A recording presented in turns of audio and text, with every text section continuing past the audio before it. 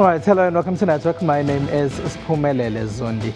This evening we have information on hacks on Zimbabwean government websites. We'll also go to South Africa's Mpumalanga province to find out about an important initiative to give basic computer skills to teachers. Our discussion this evening is on Black Lives Matter social media narratives. Gideon Tabit from the University of Fort Hare Media Department is in studio for that one. Find us on SABC Network on Facebook, Twitter and Instagram. News Network at sabc.co.za and email. Let's start with your technology and social media news.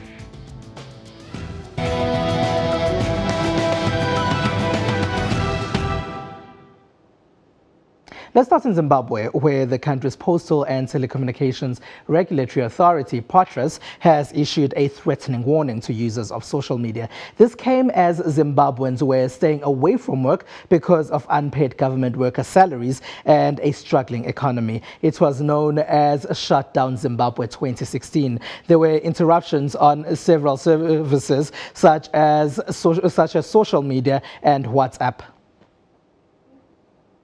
This statement was issued by the Postal and Telecommunications Regulatory Authority of Zimbabwe, POTRAS. It came on Wednesday and warns people against what it says is abuse of social media in Zimbabwe. It says those seen doing this will be brought to book. This came as Zimbabweans were sharing photos of the country's quiet cities because of the work stay-away that was taking place in protest to the current economic hardships. WhatsApp was interrupted at some point on Wednesday. Well, the government has said that they were not responsible for that shutdown. We had problems trying to upload tweets as well as receiving WhatsApp messages.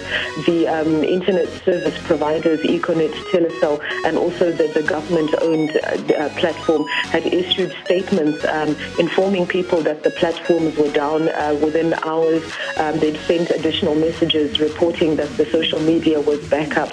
But at this stage, it's not clear. They didn't give any reasons why that was so the speculation is still circulating about what had actually happened. At this stage, the government is saying that they had nothing to do with that. People had used the service to chat about the strike, as our Harare reporter Shingai Nyoka explains. WhatsApp messages were also circulating, anonymous WhatsApp messages, threatening people to stay home and to close their businesses and threatening violence for those people that defied that particular order.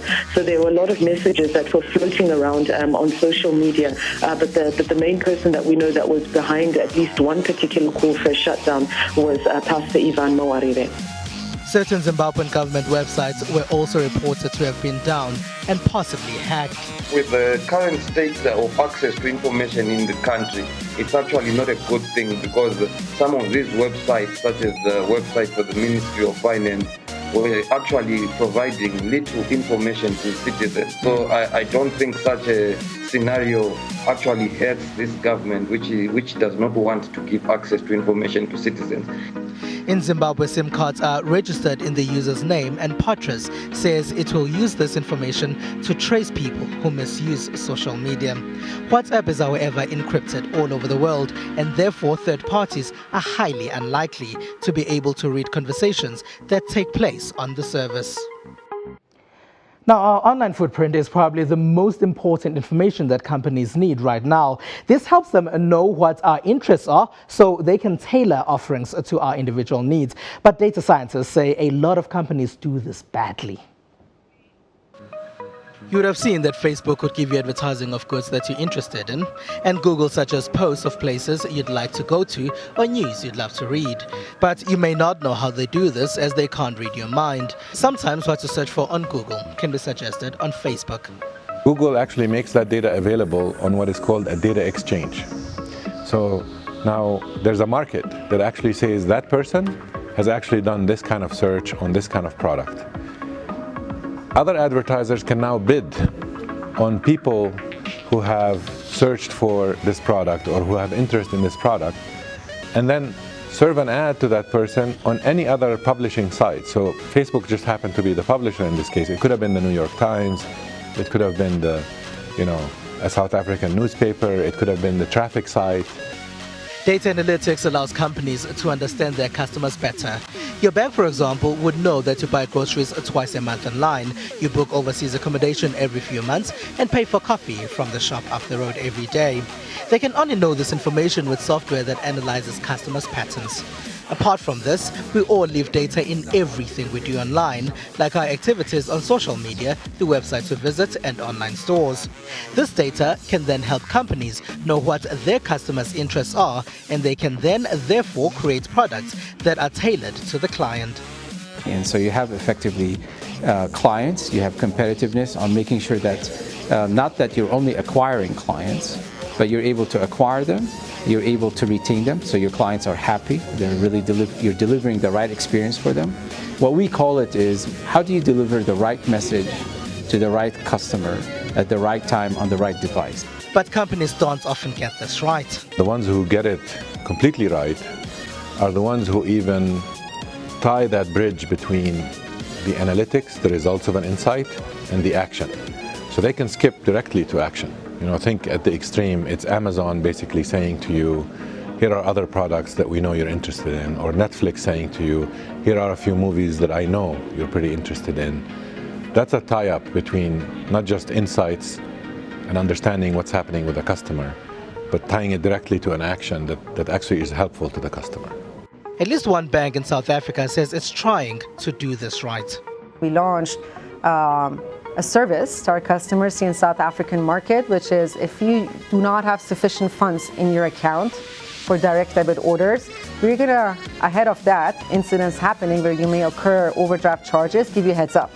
So you're going to get a very tailored, personalized SMS telling you, hey, you know what, we know you have a savings account, why don't you transfer some money and avoid potential overdraft charges? Now the challenge is for companies to target customers better because of the data they've collected, but at the same time not to be seen as an annoying nuisance that spams people with unwanted information. An NGO in Mpumalanga has been established to train teachers, learners and community members on basic computer skills. Our producer, Uitumelo Kasa, went there and filed this report for us. It would seem like everywhere you look, there's a gadget that connects to the internet. People have smartphones, tablets and computers, but not everyone that has these devices take advantage of the internet connectivity they provide. Today we are only concentrating on the Google Drive. In Emalahleni, a group of teachers got their very first computer lessons recently. This is thanks to an NGO called Mpumalanga ICT Club. Teachers, they organize themselves because in the ICT club, so that they are getting training at any time when they need training. They don't need to wait for the department officials to come and train them. But when they are organized, and then they can call a trainer at any time, and then they can get the training. The club operates in Emalahleni, Steve Tshwete and Emakazeni districts. It helps teachers in about 30 schools per district. One of these schools is Maloma Primary School. Apart from teachers, they also train students and some of the community members. First of all, I didn't know how to Google. I've always wanted to learn, but I did not have money. Sengiyakwazi manje ukuvula i-computer, create a folder, to do emails, to mail match, a business card, trademarks. I gain more knowledge. I can Google for my young child. The ICT Club has a support from both the Department of Basic Education and corporate.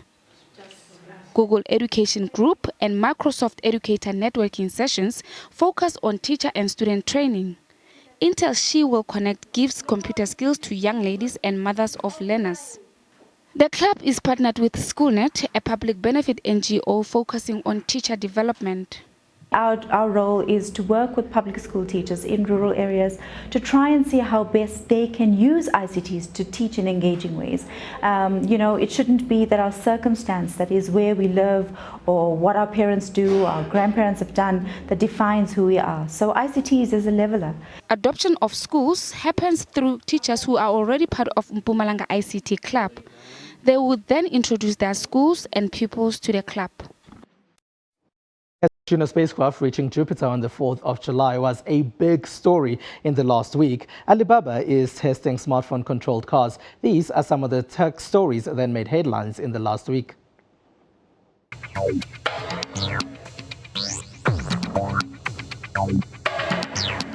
And liftoff.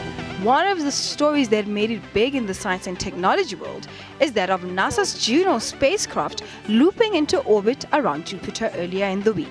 The spacecraft kept a 5-year journey to Jupiter with a do-or-die engine burn that looped it into orbit to probe the origins of the biggest planet in the solar system. Juno, welcome to Jupiter. It's overwhelming. The team, the amount of time and effort everyone put into this, and the risks that were overcome, it's amazing. I mean, the more you know about the mission, you know just how tricky this was, and to have it be flawless. I mean, I really can't put it into words. You imagine what it might feel like, but to actually have it, to know that we can all go to bed tonight, not worrying about what's going to happen tomorrow, it's pretty awesome. Now heading over to China. Alibaba and the country's largest automaker SAIC Motor Corp demonstrated their jointly developed car equipped with the Yun OS operating system, which can link up with smartphones at an event in eastern China's Hangzhou on Wednesday. I think all cars should have driverless function in the future, but it doesn't mean that all cars in the future must be intelligized. Cars will be the most important partner for humans for sure. Take today's mobile phones, for example. 80% of the mobile phones function have no relation with making phone calls or communication after adding operating system. Among major tech companies, Alibaba is relatively late to offer a platform that can link a smartphone to a car, trailing platforms already launched by Alphabet's Google, Apple, and Baidu. Still in Asia, Singapore's elderly get a workout with robot designed to help them stay fit and healthy. Once a week, senior citizens in Singapore's Queenstown district gather at their local senior activity center, where they get a chance to stretch out their limbs and rotate their joints with the help of a specially designed robot. Making a slash gesture to the right.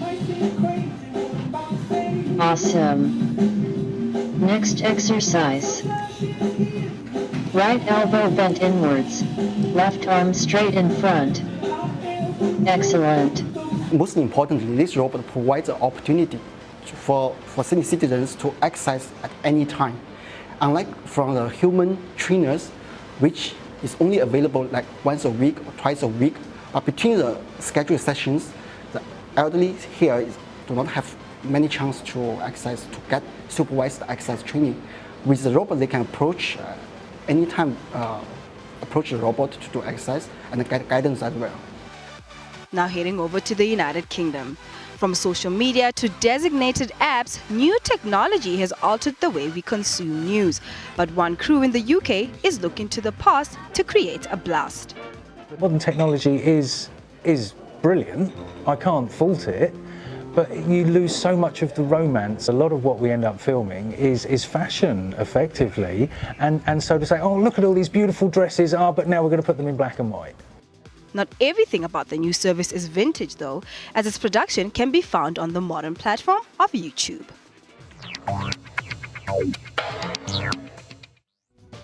A lot of people hooking up on social media will probably tell you that there is romance on social media. It's SABC Network on Facebook, Twitter, and Instagram News Network at sabc.co.za. On email, Black Lives Matter after the break.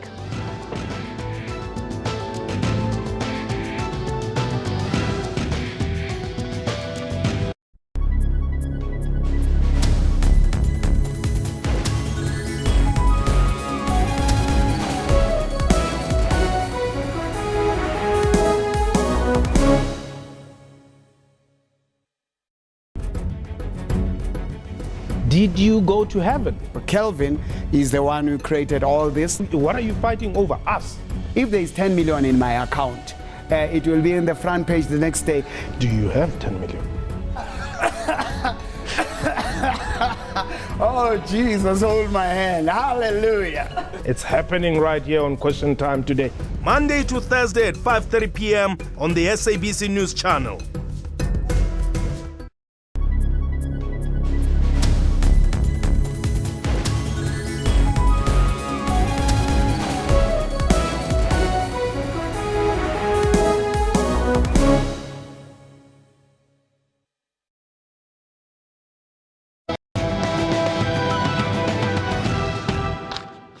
SABC Network on Facebook, Twitter, and Instagram. News Network at sabc.co.za. On email. Welcome back. Now, it's been days of chaos, protests, and police murders in America. This comes after several social media videos of police shooting and killing often unarmed black men. Celebrities and politicians have called for calm. The incidents continued on social media conversations with the hashtag Black Lives Matter. On Thursday, Facebook founder and CEO Mark Zuckerberg offered his sympathies to the family of 32-year-old Philando Castile, who was shot by a police officer in Minnesota on Wednesday night. The video of his killing was live-streamed on Facebook. Here's what Zuckerberg said. The images we've seen this week are graphic and heartbreaking, and they shine a light on the fear that millions of members of our community live with every day. While I hope we never have to see another video like Diamonds, it reminds us why coming together to build a more open and connected world is so important, and how far we still have to go. In 2013, we saw the momentum of the hashtag Black Lives Matter. Labour organizer Elisha Gaza was angry at the acquittal of George Zimmerman, who had gunned down a 16-year-old black boy, Trayvon Martin. The hashtag has continued with many killings of mostly unarmed black people in America. Joining me in studio to further this discussion is Gideon Tabit. He lectures media studies at the University of Fort Hare. Thank you, and well, hello and welcome, rather, and thank you for being a part of our network. Glad to be here. Now, Black Lives Matter has become huge on social media. Is social media the right space to have this conversation and this hashtag? Yes, it's the time. Social media is there to, it's new, it's current. We understand that it helps to amplify issues, and the Black Lives Matter campaign and any other campaign that has been used so far, one of the first fundamental factors that would actually push activism forward is to actually amplify issues, to actually broaden it, make the debate even bigger. So yeah, social media would work for it. But if you go back, let's just trace what activism is all about. It involves you making known a particular idea, a particular campaign, a particular event, or a particular cause that people want to support or kick against, to push policy decision makers to influence policy towards a particular direction. So yeah, social media would work beautifully. Well, in this case, as you say, social media makes known the idea that you'd like to move forward, but then activism also does not end on couches, or does it? I agree. I was just about to explain that you take activism from where it starts right up to where it ends, but social media does. Just most literature that you see tells you that social media is there to amplify it, give it a face, and people talk about it. But now they need actual action off our couches, off our armchairs where we sit and we type, off our smartphones. We need actual action, and that is where challenges begin to come in. So if your original initial question was, would social media work? Yes, to that extent. But how do you then take it now to the next level? Certain societies have laws that even prevent activists as agents to actually take it to the other level. So you can go online and you talk about all of these things. But when it comes to actual action, like you taking to the streets, I'm not talking about taking to the streets to burn things, taking to the streets to vent your anger, your opinion, that would not be allowed. So we've seen other societies, other countries. That's a different discussion, and it hasn't happened in America with Black Lives Matter. People have gone on the streets, but at the same time, does social media then not also run the risk, as much as you say it amplifies the discussion and the topic, but then again, there's the other side that we've seen where people are now retaliating because of what social media has amplified, and we've seen police killings as well in America. Look, be it the social media itself, or the main ideas that are posted, or guys that retort and trying to negate what, for instance, Black Lives Matter stands for, one thing stays fundamental. We go online to post ideas and do social activism for three fundamental reasons. One, to educate people. To educate people about something. So social media will do that brilliantly. Two, there's an emotional component to things. You see, people. There are people that would say, okay, I click on I support this event because I feel our common humanity connects with what I see here. There are lots of other reasons that we can even begin to think of. But the one thing that says is, once you end there within that activism online, how do you then take it to the other level? And that is where Black Lives Matter campaign You spoke briefly about another issue. We are quickly running out of time with this discussion. There's a counter narrative now to Black Lives Matter all lives matter. Social media has opened that space up as well. Should we be seeing counter narratives to Black Lives Matter, especially in the social media space? For us to continue discussing, like with activism, part of activism is that we put an issue and we discuss it, then all counter narratives must be there, lest we find ourselves in a precarious situation like with Brexit, where you see all this activism, then at the end, you can't see any action. The same individuals that are pushed for, that populist narrative pushed there, they're staying at the back. So yes, if you push a particular idea to discuss it, there must be a counter narrative. And sometimes if you go look at some of the counter narratives with Black Lives Matter, they're even smarter. Yes. They bring in statistics to begin to explain why it's not just Black lives that matter, all lives matter, or I think to even achieve some level of precision, it should have been Black Lives Matter too. Then you're changing the narrative too. So sometimes Black Lives Matter and you get all vitriolic when people post ideas that counter what you stand for, then there's a whole big problem. All right, Gideon Tabet from the University of Fort Hare. We definitely do need a whole lot of time to unpack this issue. Thank you very much for being a part of our network tonight. Thank you. All right, so now this week we caught up with film and music video director Jaron Clegg. He told us what his favorite animation software is.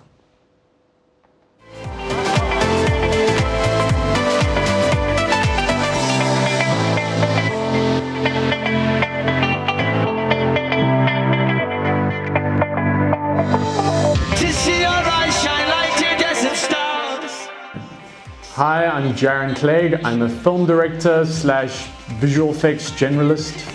And my favorite piece of technology is ZBrush, which is a piece of software that allows you to sculpt digitally and create all sorts of digital creations and assets for your films or for whatever you want to do. And it's the piece of software I always start with when I'm trying to create some sort of image that I find interesting. So yeah, ZBrush, check it out. Take my heart away, take my heart away, take my heart away, take my heart away, take my heart away, take my heart away.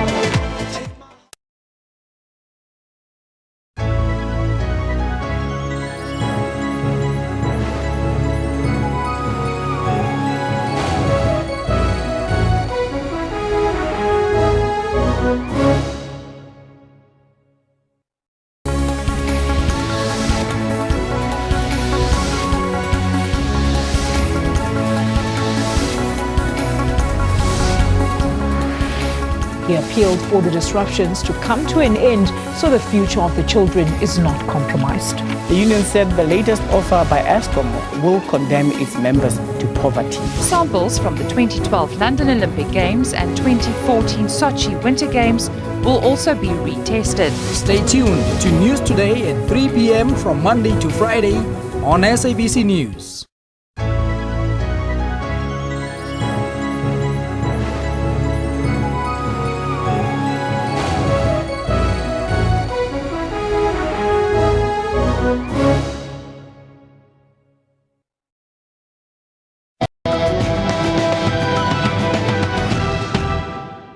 Welcome back. Now, a Belgian hospital has employed a robot as its receptionist. The next insert introduces us to Pepper, the receptionist. Hello, I am Pepper. Can I help you with something?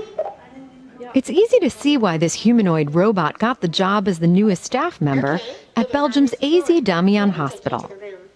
Pepper speaks 19 languages, knows her way around the place, and has the perfect bedside manner. Employed to welcome patients and visitors, it was developed by Belgium's Zora bots to improve healthcare. The room is on your right, madam. The company's Fabrice Goffin says Pepper is unlike other humanoid robots on the market. The robot itself is 1.20 meters high, so it's not like Arnold Schwarzenegger with a leather jacket, I'll be back robot, so it's a quite nice robot, and the reactions are positive for the moment, for as long as it doesn't take jobs, but it's not the case for Pepper. The robot was designed with specialized software that works on any device with internet access. A complete charge gives it up to 20 hours of walk and talk time, and at a mellow pace of 3 kilometers per hour, all patients are able to keep up with Pepper, even slower moving ones. In its first week on the job, Pepper was assigned to the maternity ward. Yeah, it's another way of making contact, and maybe it's reassuring that it's a robot for some people. So it can be. I know the baby was reassured. He didn't mind putting his hands on it. It didn't frighten him. So I think it will be important, especially for children. With a personal touch like Pepper's, heading to the hospital could become a new kind of experience. One that even puts a smile on patients' faces. Producer Lewis Ichage says we'll soon be fighting for robot rights as well. Now here's what some people have been sharing on social media. Serena Williams went into history books as the best sports person of our time. She got her 22nd Grand Slam title in Wimbledon this weekend. Williams is a major chatting point on social media. The Euro 2016 final is another big topic. Portugal faces France on that one. The never-ending conflict in Africa's newest state, South Sudan, has been another chatting point. Congratulations to Andy Murray for winning the men's part of that tournament. Now that's all we have for you. Find us on SABC Network on Facebook, Twitter and Instagram. Use network at sabc.co.za on email. We leave you with a video showing the Juno spacecraft making its way to orbit and doing loops around the biggest planet, Jupiter. From me and the rest of the network team, have a good one. Liftoff.